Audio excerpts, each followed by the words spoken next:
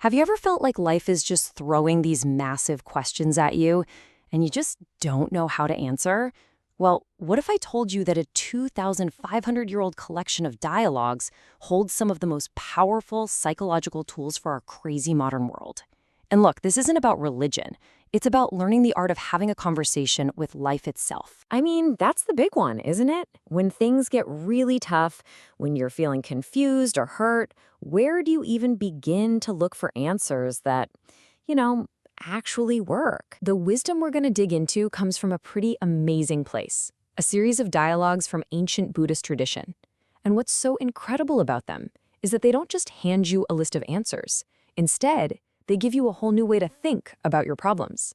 So let's start where it all begins, by looking inward. All right, so the first stop on this journey is inside our own heads. What these dialogues show us is that before you can even think about dealing with the outside world, you've got to get a handle on the tough stuff inside, like anger and knowing where to put your focus. So get this. This was a real question someone actually asked. A man, a Brahmin, was super angry because his traditions were being challenged. He storms in, totally furious, and demands to know, what is the one thing you can kill and never, ever regret it? The one thing that'll finally let you be happy and get a good night's sleep. The answer he got? Anger. And the way it's described is just brilliant. Think about it. Anger has a sweet top. You get that quick flash of satisfaction, that little rush of feeling like you're right. But it also has a poisonous root. That's the bitterness that comes later, the broken relationships, the sleepless nights. Killing anger, the dialogue says, is the only killing that actually leads to peace. Okay, so dealing with a poison like anger is one thing. But what about all the other distractions that are constantly pulling our focus away from what's important? Well, you guessed it. There's a fantastic parable for that too. Imagine a man gets shot with a poisoned arrow. Ouch. His friends rush him to a doctor, but he puts up his hand and says, "Whoa, wait. Before you pull this thing out, I have some questions. Who shot me? What's his name? What kind of wood is the bow made of? What about the feathers on the arrow?" It's completely absurd, right? The guy is going to be dead before he gets any of his answers. And this story just perfectly captures something we all do.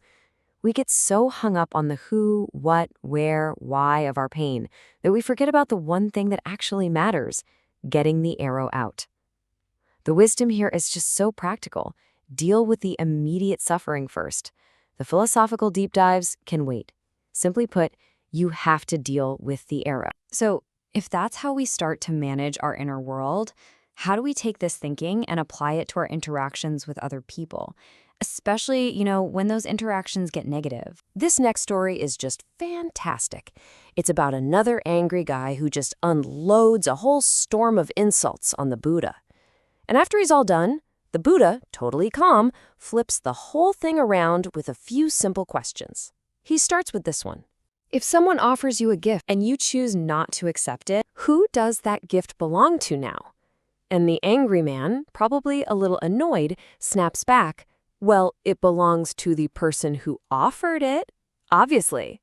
And there it is, the punchline that changes everything. The Buddha says, exactly, you have just offered me a gift of insults, and I do not accept it. So who does it belong to? And just like that, all the power is back in your hands. We can't control the garbage other people try to hand us, but we have total control over whether or not we take their gift. Okay, let's zoom out now. Way out. We're going to tackle the biggest questions of all. What shapes the course of our lives? What's the real nature of our existence? And you'll see the dialogues use these incredibly powerful metaphors to get the point across. In one story, a man asks if praying for someone can change their fate after they die. In response, the Buddha paints this picture. Imagine two different actions.